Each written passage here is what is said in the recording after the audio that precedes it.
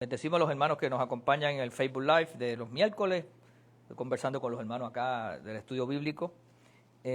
Nuestro estudio bíblico de los miércoles de mitad de semana estamos en el modelo de Jesús, en Mateo capítulo 5, lo que se conoce como el Sermón de la Montaña. Y el Sermón de la Montaña cubre básicamente casi 3 capítulos. Y hoy vamos a estar en las bienaventuranzas, que eso es patrimonio, ¿verdad?, del pueblo evangélico, en términos de que se predica en todas las congregaciones. ¿Quién no ha oído, verdad?, sobre el Sermón de la Montaña y específicamente de la bienaventuranza. Y el primer mensaje de Cristo no lo tenemos en detalle, pero sí tenemos que comenzó hablándole a la multitud, escogiendo a los discípulos, y comenzó hablando del mismo mensaje que predicaba Juan el Bautista, que para ese entonces, como estudiamos la semana pasada, había sido apresado, y él predicaba: el reino de los cielos ha acercado, el reino de Dios está con nosotros. Pero ahora viene un mensaje más, podríamos decir, no solamente elocuente, sino más estructurado, y aquí nos vamos a deleitar y vamos a aprender mucho del modelaje de Jesús y la enseñanza. Desde Mateo capítulo 5 hasta Mateo 7:29 es el Sermón de la Montaña, el discurso del Sermón del Monte, también se le conoce. El Sermón del Monte debe ser apreciado y comprendido como el registro de cómo el llamamiento de Jesús, emitido por él con autoridad mesiánica, convocando a los hombres hacia la realidad escatológica del reino de los cielos. Aquí se va a explicar la escatología, el misterio, la revelación del reino, ¿verdad? También ha sido realizado para determinar la existencia total del discipulado. Ahí comienza con esa enseñanza a sus discípulos. Aquí en este Sermón de la Montaña ya habían 4 discípulos escogidos, una pareja de 2 hermanos, Juan y Andrés y Jacobo, ¿verdad? Juan y Jacobo y Pedro y Andrés. También es decir que en el Sermón del Monte Jesús está modelando mesiánicamente la voluntad de sus discípulos, ¿verdad? Está creando el modelo, la estructura de cómo él esperaba que esos discípulos aceptaran su voluntad mesiánica. Esta idea parece proveer la llave adecuada para la comprensión de la naturaleza y propósito de este gran mensaje. El maestro había enseñado qué significa el verdadero discipulado. El maestro había terminado de llamar a sus 4 primeros discípulos, ahora les está enseñando qué significa el verdadero discipulado. Está describiendo la clase de vida que deben tener los suyos, los discípulos, los que le van a seguir. Si vemos el verso 1, comienza: viendo la multitud, subió al monte, ¿verdad? Ya vemos que este sermón que va a predicar, que se le llama el Sermón de la Montaña o del Monte, hay una multitud que estaba allá conociendo del Señor, la fama se seguía multiplicando, porque recuerda que Jesús en el primer mensaje sanó a muchos enfermos, y créame que les enseñó, les predicó y los sanó, y los cautivó con su mensaje, pero al ver el testimonio de la sanidad, eso comenzó a correr por allí, y ahora la gente dijo: párate, aquí hay uno que predica con un mensaje elocuente, con autoridad, que enseña, que es una sabiduría extraordinaria, y a su vez hace milagros, maravillas y sana. Lo segundo que tenemos que ver que pasa aquí es que dice: y sentándose vinieron a él sus discípulos, y abriendo su boca les enseñaba diciendo. Ahora, antes de ir a lo que les enseñaba, esa palabra sentándose tiene que tener un análisis, ¿verdad?, para nosotros. Aunque los predicadores de nuestros tiempos siguen la antigua costumbre griega y romana de hablar en pie, como yo estoy aquí ahora, eso viene de una costumbre griega y romana. Cuando se paraba alguien a hablar, era un maestro, lo hacía de pie. Sin embargo, es bueno señalar que los rabinos judíos enseñaban sentados. ¿Cómo se identificaba quién era el maestro rabino, el maestro de maestros? Estaba sentado, no estaba de pie. Nosotros vamos a una iglesia y vemos a alguien y sabemos que el predicador es el que está de pie. Pero excepto aquí, que yo los domingos predico de pie y sentado. Ahora, el punto importante aquí es que los discípulos literalmente significa los que aprenden. Un discípulo es uno que se recibe una disciplina, ¿verdad? Y esa disciplina que recibe es un aprendizaje. Es una persona que aprende, ¿verdad? La palabra se encuentra solamente en los evangelios y en el libro de Hechos. La palabra discípulos en el Nuevo Testamento, en el Antiguo Testamento rara vez aparece, pero en el Nuevo Testamento es donde más aparece específicamente en los evangelios y en el libro de Hechos. Para cuestión de los que llevan números o estadística, en el Mateo aparece 74 ocasiones, en Marcos 45, en Lucas 38, Juan tiene el récord mayor de 81 veces que aparece, y en el libro de los Hechos 30 veces. Y este es el primer nombre que recibieron los seguidores de Jesús. Se le llamaban los discípulos. Ahora vamos a estudiar un poquito de la bienaventuranza, ¿verdad? Vamos a tratar de cubrirlas todas hoy. Dice, bienaventurado, la primera es los pobres en espíritu, porque de ellos es el reino de los cielos. Así comenzó Jesús predicando. Bienaventurados los pobres en espíritu. De hecho, nos está recordando el Salmo 1:1. Bienaventurado el varón que no anduvo en consejo de malos, ni en silla de pecadores, ni en camino de pecadores andado, ni en silla de escarnecedores, ¿verdad? La palabra griega Macarios, yo digo Macario para otras cosas, pero la palabra griega Macarios significa dichoso. Lo que nosotros bienaventurado en español, en el griego sería Macarios, ¿verdad? Y es dichoso. Bienaventurado quiere decir a la felicidad de, en una expresión de exclamación, la felicidad de, más que felices. Es la felicidad del hombre que en comunión con Dios vive la vida que es verdaderamente vida. Es una experiencia con Dios que te educa y te forma para tú ser dichoso, para ser feliz, para estar disfrutando de esa vida con Dios.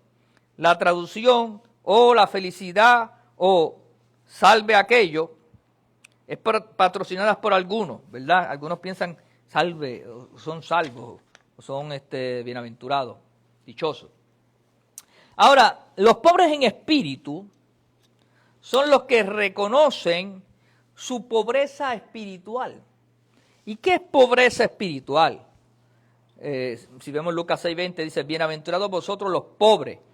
Pero después de la cautividad babilónica, los pobres eran una expresión empleada a menudo por los, expresándose en relación a los piadosos. Para un pobre, para los judíos, después de esa cautividad babilonia, era una persona piadosa, una persona que se entregaba a Dios, ¿verdad? O a la ayuda de los demás. Entonces, dichosos los que sienten la necesidad espiritual. Si la trabajamos un poquito más, deben sentirse felices los que tienen esa necesidad espiritual para que sea saciado. Un pobre en espíritu no es uno que no tiene dinero o una persona débil espiritualmente. No, es uno que tiene una necesidad espiritual. Ustedes en esta hora son pobres en espíritu. Yo soy un pobre en espíritu porque vine a saciarme de Dios. Cuando la gente quiere oír la palabra, cuando la gente quiere acercarse a las cosas de Dios, cuando la gente quiere estar en las cosas del Señor y en las cosas que nos vinculan con el Señor, como es la iglesia, orar, oír la palabra, estudiarla, eso es un pobre en espíritu. Entonces, ¿cuál es la promesa para el que tiene necesidad, hambre espiritual? ¿Verdad? Porque habla ahí claramente que dice, bienaventurados los pobres de espíritu, porque de ellos es el reino de los cielos. ¡Wow! Esa gente que tiene esa necesidad de Dios, ellos son los que constituyen el reino de los cielos. Bueno, la bienaventuranza se encuentra en forma de paralelismo sintético, un tipo de poesía hebrea en la cual el segundo verso completa el significado del primero. En el caso de los proverbios, el segundo verso es una contradicción para explicar lo primero que se dice. Aquí es un paralelismo que lo que hace es que nos completa lo que quiere decir, ¿verdad? En el segundo verso. De este modo, aquí el segundo define con mayor claridad la connotación de bienaventurado. Eres bienaventurado por lo que, y este es el beneficio. Vas a ser bienaventurado porque vas a ser el que hereda, el que tiene el reino de los cielos, ¿verdad? Pobreza de espíritu es esencialmente el destronamiento del orgullo. Una persona que quiere reconocer a Dios, ¿verdad? El orgullo es el pecado del individualismo desmedido. Hay gente que soy yo, y yo, y yo, primero yo, segundo yo, ¿verdad? El mal del usurpador pretendiendo un trono que no le pertenece. El pecado que llena el universo con solo un ego. Esas luchas de poder donde quiera. La gente quiere pasarle el rolo al otro porque para llenar ese ego, ¿verdad? Es el pecado de destronar a Dios de su justa soberanía, lo que quiso hacer Lucifer, ¿verdad? Por lo tanto, los que tienen pobreza de espíritu son esa gente que reconocen a Dios como lo más importante de su vida. Quieren agradar a Dios, quieren honrar a Dios, y por eso son los que heredan el reino. A eso les pertenece el reino, no a lo contrario, el que quiere imponerse él, y primero él, y no quiere ni saber de Dios. Pues esa gente no son bienaventurados en ese sentido. Ahora, la segunda bienaventuranza dice, bienaventurados los que lloran, porque ellos recibirán consolación. Ahora vamos a definir un poquito más qué es eso de los que lloran, ¿verdad? Cuando uno se da cuenta que está en bancarrota de todo caudal espiritual que lo haría aceptable a Dios, uno será de los que lloran. Esa gente que se quebrantan, esa gente que se humillan ante Dios, que reconocen al Señor, ¿verdad? El llorar es algo que sigue a la necesidad de sentirse pobre en espíritu. De hecho, como una consecuencia de, no solamente yo tengo hambre de Dios o reconozco a Dios, o Dios es importante en mi vida, tengo necesidad de Él, sino que yo me quebranto ante Él, me humillo ante Él, lo reconozco a Él, ¿verdad? En ese sentido, este llanto lleva al arrepentimiento y a la conversión. Es lo que nosotros hacemos cada día. A lo mejor no con lágrimas físicas, pero sí, con un corazón contristo y humillado, no lo desprecias tú, oh Dios. A veces nosotros definimos la lágrima nada más en el acto que podemos ver, ¿verdad? Pero a veces del corazón, ese acto de reconocer, de humillarse, ese es un acto de este verso, y entonces un acto de conversión. De hecho, es un acto que todos los días nosotros nos convertimos al Señor. Usted tuvo una conversión genuina de la experiencia de la salvación, pero todos los días nos convertimos a Cristo, porque todos los días reconocemos que hay algo más que podemos nosotros recibir de Él y aceptar de Él y humillarnos y decir, mira, todavía esta área yo tengo que mejorarla. Y ahí tú te entras en esa bienaventuranza. Te dice más todavía, la promesa para los que lloran es porque ellos recibirán consolación. Isaías 57, 18. O sea, Dios te va a consolar, te va a fortalecer, te va a restaurar, te va a redimir. Entonces el placer es el placer de la comunión con Él. El Cristo compasivo está especialmente cerca de los que lloran, de los que lo reconocen. Oiga, yo prefiero tener ese abrigo del Altísimo, esa sombra del Omnipotente, esa consolación que sabe dar, porque el Señor no va a desechar ni a despreciar un corazón contristo y humillado. Amén. Tercera bienaventuranza. Dice, bienaventurados los mansos, porque ellos recibirán la tierra por heredad. Los mansos, a menudo el significado verdadero de la mansedumbre ha sido penosamente mal entendido, mal interpretado. En demasiadas ocasiones ha sido interpretado en términos de una humildad autodestructora, algo negativo, casi una falsa, ¿verdad? Un acto hipócrita en algunos escenarios. Es más bien una gracia interior efectuada en el alma. Es algo que se produce dentro de ti, ¿verdad? Principalmente en relación con Dios.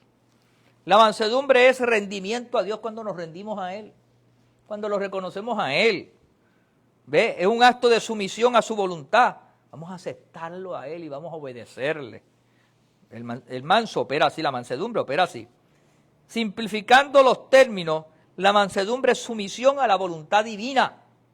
Cuando tú te sometes, ayer el lunes lo que yo hablaba, sometidos pues bajo la poderosa mano, eso es mansedumbre. Tú reconoces que solamente Él es tu sustento y obedece y entras y te alineas con Él.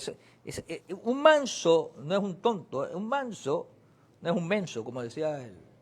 Un manso es una persona que sabe reconocer la voluntad divina y la honra, se somete, ¿verdad? Esto no es principalmente negativo, por el contrario, es positivo, ¿verdad? Es la estimación que conduce a no tener más alto concepto de sí que el que debe tener. Romanos 12:3. Se acabó el orgullo, la vanidad esa loca. Tú vives para agradar al Señor. ¿Ven? Y en esa terminología de agradar al Señor, pues a veces uno o le resbalan las cosas o las deja pasar por alto. ¿Verdad? Y vive en la mansedumbre. ¿Por qué?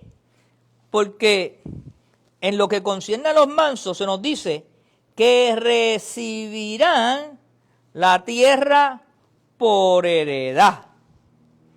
Y esa tierra por heredad es que reinaremos con Cristo ahora, aquí en la tierra vamos a reinar, y en la eternidad. Porque dice que recibirán la tierra por heredad, ¿verdad? Y la herencia es que reinamos con Él, vivimos ahora en todo lo que Él ha prometido para sus hijos aquí en la tierra, pero también la eternidad, por siempre. O sea que es doble bendición la que tienen los que... Por eso honremos a la gente que sabe operar en mansedumbre y no lo vea como a que alguien diga, ese mira, se dio, fue tonto. No, ese caminó en mansedumbre y Dios lo va a honrar. Amén. Porque para pelear se necesitan dos. Ahora, ¿qué dice luego la otra bienaventuranza? Bienaventurados los que tienen hambre y sed de justicia, porque ellos serán ¿qué? Saciados. El hambriento de corazón, una de las primeras señales de la vitalidad de un recién nacido es el hambre. ¿Qué es lo que hace un niño cuando nace? Comienza a gritar que tiene hambre. Hay que darle seguida lo que necesita, ¿verdad? La leche. Y de igual manera, los que han nacido de nuevo tendrán hambre y sed de justicia, hambre y sed de Dios, ¿verdad? Lo que en la Escritura a menudo significa salvación, Isaías 51:6. Esa salvación es lo que va a anhelar la persona. Y entonces, porque ellos serán saciados. El hambre y la sed y justicia de Dios es ese anhelo por las cosas de Dios, conocer más de Él, de la salvación, de los valores y principios establecidos en el reino para nosotros los hijos. Ahora, el término griego para la palabra saciado es chortazo o chortos, que es apacentar. Es la relación esa pastor-oveja. ¿Qué hace el pastor? Llevar la oveja a buenos pastos. A cuidarla, protegerla.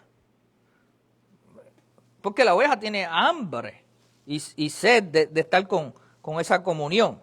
Por tal razón, el cuadro que ilustra es el de un ganado hambriento, ¿verdad? Entonces se le lleva para ser saciado, para que sea satisfecho, para que pueda comer pasto fresco y entonces pueda ser debidamente pastoreado, como dice el Salmo 23. Jehová es mi pastor, nada me faltará. En lugares de delicados pastos, ¿me hará qué? Allí va a descansar, allí va a comer, allí va a ser saciado. ¿Ves? Porque el pastor le va a suplir el hambre que tiene de sed y justicia. Y a eso, por eso la gente viene a las iglesias a recibir, tienen hambre de Dios. Y entonces nosotros los pastores tenemos la encomienda de predicar, enseñarles, ministrarles para que sean saciados. Amén. Y entonces la persona reciba esa reciprocidad. Amén. Luego dice, bienaventurados los misericordiosos, porque ellos ¿qué? Alcanzarán misericordia. Los que han recibido misericordia de parte de Dios deben ser misericordiosos con sus semejantes. Si Dios tuvo misericordia de ti, te extendió la mano, te libró de la muerte, de pecado, y ahora, ¿qué tú vas a hacer? Como dice la oración del Padre Nuestro, perdona nuestras deudas, como nosotros perdonamos a los que nos ofenden. La parábola del buen samaritano, que está en Lucas 10, 30 al 37, nos da un excelente ejemplo de misericordia para con el necesitado. ¿Te acuerdas la parábola del buen samaritano que pasó y vio a aquel hombre allí maltrecho y fue y lo curó, lo llevó al mesón, pagó? Ese acto de misericordia la hizo el buen samaritano. Los otros dos que pasaron no prestaron mucha atención. La misericordia ha sido definida como la bondad en acción. Es ese bienestar ejecutándose para que la gente lo pueda palpar, ¿verdad? Bauman sugiere un teólogo, que las bienaventuranzas aparentemente representan un poema arameo original realizado en 2 estrofas de 4 versos cada una. Este hombre estudioso dijo, mira, cuando tú analizas las bienaventuranzas, esto es como un poema que tiene 2 estrofas y cada estrofa tiene 4 versos. Las primeras 4 describen, primero, un despertar al estado de insuficiencia de uno mismo, ¿verdad? En segundo lugar, la determinación de volverse a Dios con arrepentimiento. La tercera, la adopción de una actitud constante de confianza únicamente en Dios. Y finalmente, el ardiente anhelo de adquirir la justicia total que constituye la salvación para el hombre. Es una forma de verlo, ¿verdad? Los teólogos en su análisis. Fish sostiene que la primera estrofa describe el nacimiento del cristiano y la segunda, su vida como cristiano. Y cada uno hace su análisis en términos de lo que son las parábolas la bienaventuranza, ¿verdad? Por lo tanto, bienaventurados los misericordiosos, porque ellos alcanzarán misericordia. Cuando tú tienes bondad, cuando tú ayudas a otros, eso se está escribiendo en un libro, hermano. Y el día menos pensado, por tú haber obrado en justicia y en misericordia, a ti te van a hacer justicia y a ti van a tener misericordia. Por eso usted tiene que hacer esto, porque a veces uno está esperando que sean los familiares o los amigos bien cercanos los que vengan a suplirte o ayudarte en el momento de tú necesitar algo. No, trabaja para el reino, siembra misericordia. Y cuando tú la necesites, Dios es la que te la va a ejecutar. Va a usar la que tenga que usar. Y a veces el menos que usa son los familiares y los amigos. Usa gente que ni siquiera tú conoces. Y tú dices, wow, pero tú sembraste misericordia. Tú ayudaste a alguien, tú supliste una necesidad. Y la promesa dice que alcanzarán misericordia. ¿Cuánto dan gloria a Dios por eso? ¿Verdad que eso está precioso, ¿verdad? Poderoso. Ahora, la 8 dice, bienaventurados los de limpio corazón, porque ellos verán a Dios. Los de limpio corazón, aquí se nos presenta un rasgo del carácter de un creyente, que solo el Espíritu de Dios puede producir. Esto tú necesitas la ayuda del Espíritu Santo para tú tener ese carácter de Dios, como dice ahí, bienaventurados los de limpio corazón. O sea, tú puedes hacer un poco nada más para limpiar tu corazón, pero el que lo limpia completo es la sangre de Jesús y el poder del Espíritu Santo que te va estimulando, ¿verdad? Como creyente. Por lo tanto, un corazón puro es aquel en el que no se encuentra nada contrario al amor de Dios. O sea, esa persona comienza cada día a entender una visión evangélica de que lo que limpia el corazón, además de la sangre de Cristo como detergente poderoso, es después caminar en el amor de Dios. Porque el amor de Dios cubrirá multitud de faltas. Bendito Dios, ¿verdad? Por ese amor. Jesús declaró que solo los limpios de corazón verán a Dios. Esto se refiere a una vida presente y futura. ¿Se acuerda lo que dice el libro de Hebreos, si mal no me equivoco? Seguir la paz con todos y la santidad sin la cual nadie verá al Señor. Pues la bienaventuranza te dice que vas a verlo. Y lo vas a ver ahora porque lo vas a ver en tu vida, lo vas a ver en esa relación, en esa comunión, en esa confianza con el Señor, pero lo vas a ver también en la eternidad. O sea que el Señor vino aquí a garantizarnos bendición en la tierra y bendición en el cielo. Bendición en lo natural y en lo sobrenatural. Bendición en el plano físico y en el plano eterno. ¿Cuánto glorifican al Señor por eso? Ahora, el corazón debe ser limpiado del orgullo, Proverbios 16:5. Si no, en lugar de ser pobre en espíritu, uno será altivo y presuntuoso. ¿Cuánta gente hay por ahí altivo y presuntuoso? Unos cuantos, y hay gente en la iglesia que Dios está trabajando con ellos en eso. Bendito Dios. Y a veces cuando, por alguna razón, digo esto, ¿verdad? A modo de que reflexionemos.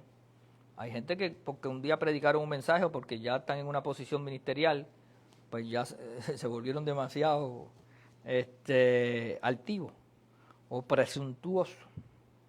En lugar de estar arrepentido, ¿verdad? Estará satisfecho consigo mismo, en vez de manso, será un obstinado e impetuoso. El corazón también debe ser purificado del doble ánimo, Santiago 4:8, y de los celos, y de la contención, y de la incredulidad. Todo eso se lo tiene que llevar el Señor. Por eso todos los días dile al Señor, lávame más y más de mi maldad, como exclamaba el salmista, ¿verdad? Entonces la gente verán a Dios. Luego el 11 dice, la bienaventuranza número 11, la 10, perdón, la 9, yo había brincado unas cuantas. Bienaventurados los pacificadores, porque ellos serán llamados hijos de Dios. Esa sí que está como con un reto grande, pues todo el mundo por ahí se llama hijo de Dios. Pues una característica de un hijo de Dios es un ¿qué? Pacificador. Chale. Los que ponen la paz. Santiago dice en su epístola que la sabiduría que es de lo alto es primeramente pura, después pacífica. Un sabio no tan solamente sabio en la pureza de la sabiduría, en lo sustantiva de ella, sino que sabe poner paz. Es un pacificador. Aquí es el orden. Perdón, sí, aquí es el orden. Solamente los puros de corazón, los que han sido limpiados de la naturaleza carnal, causa de toda lucha interior, pueden tener la plenitud de la paz de Dios en sus almas. Un corazón dividido carece de paz. Solamente la paz de Cristo, cuando nos controla, puede hacernos pacificadores. Por eso, para tú poner paz, tienes que tener la paz de Dios. Tienes que conocer el modelo de paz que Jesús nos enseñó.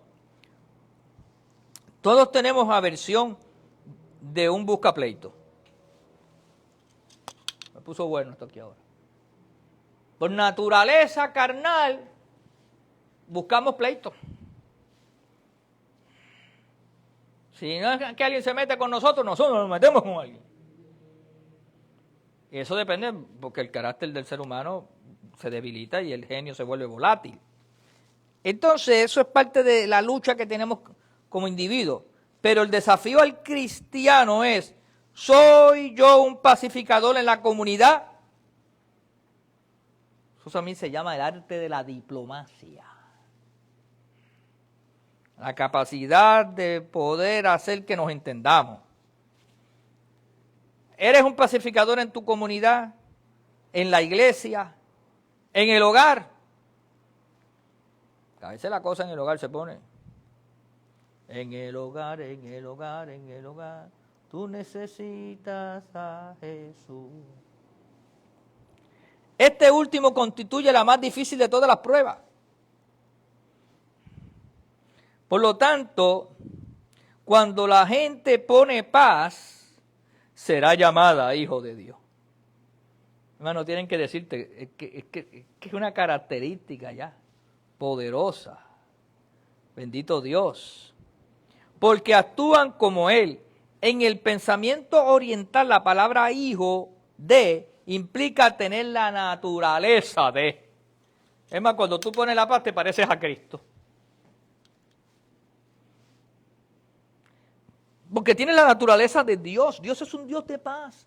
Por eso Pablo decía, y el Dios de paz os santifique. Paz a vosotros. El Evangelio, en esencia, es amor, es paz. Por eso cuando a veces en los ministerios y en las iglesias se forman esos bochinches, y entre cristianos y entre familias, yo digo, se nos está yendo parte del Evangelio, porque el Evangelio es amor y paz.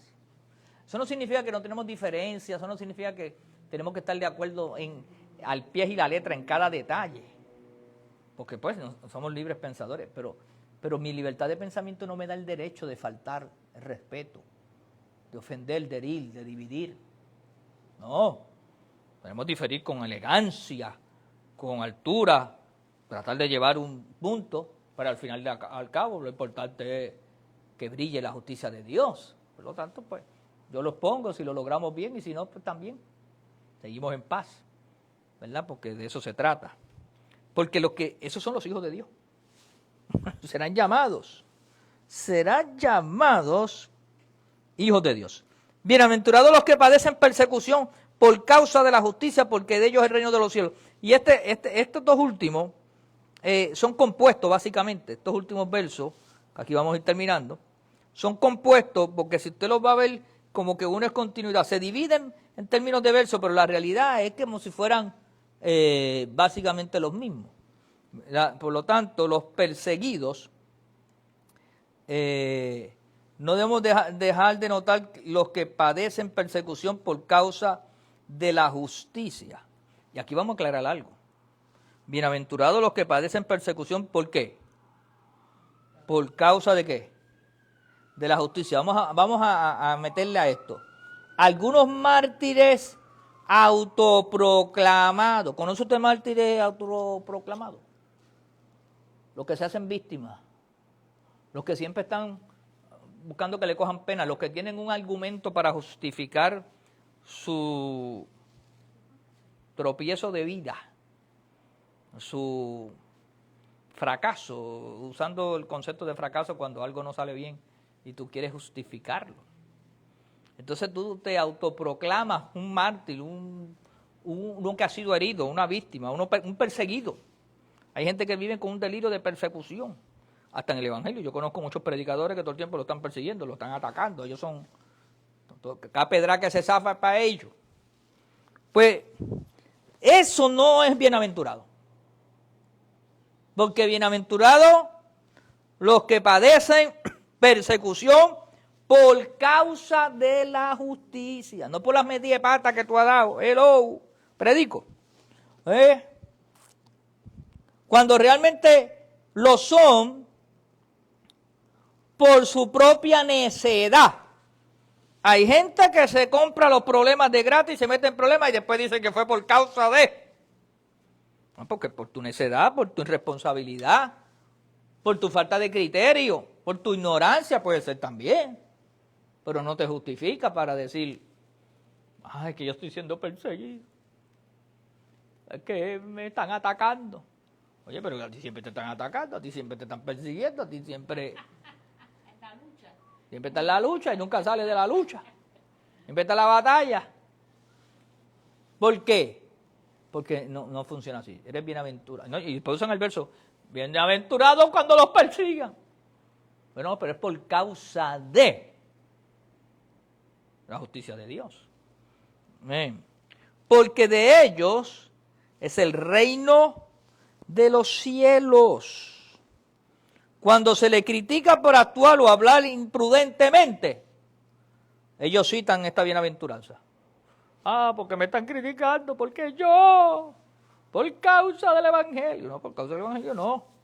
Porque metiste la pata. Porque hablaste de más.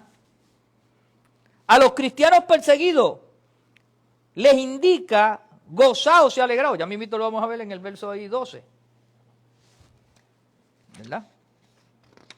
Mire lo que dice luego. Bienaventurados sois cuando por mi causa os vituperen y os persigan y digan toda clase de mal contra vosotros, mintiendo. Si te vituperan por algo que tú hiciste, no reclames esta ayuda. Es cuando sean mintiendo.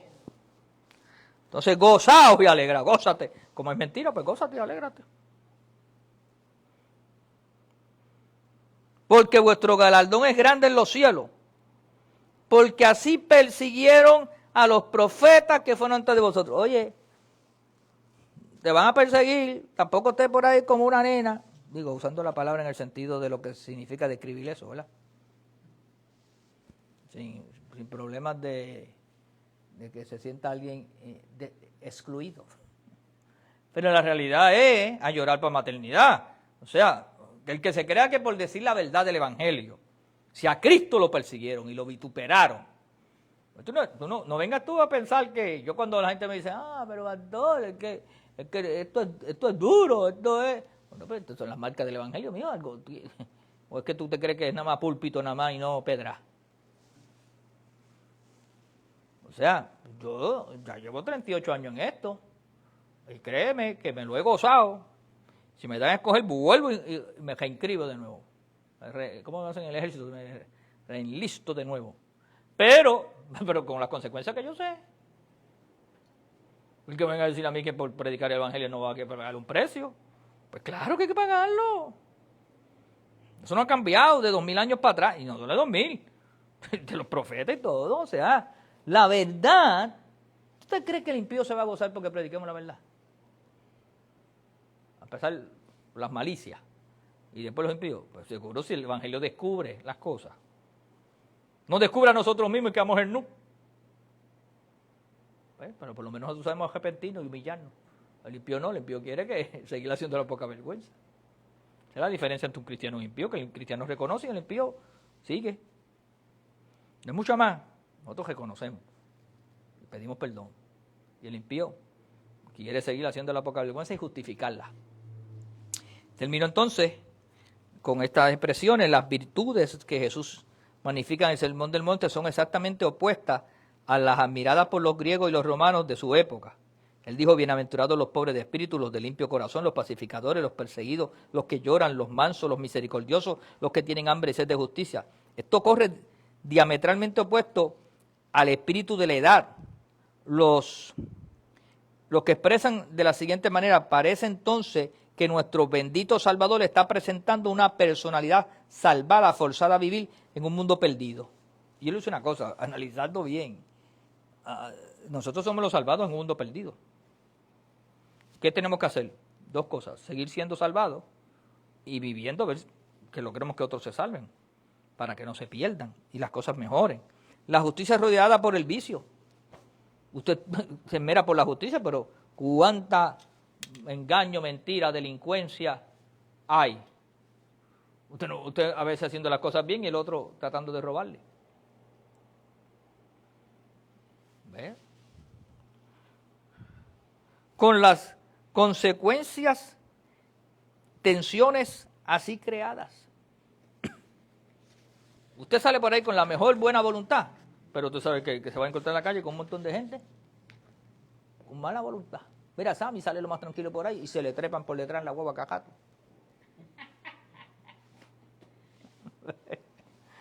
Oh, hermano. Entonces, pero uno no puede vivir engañado, pensando, no, porque no, todo el mundo es bueno.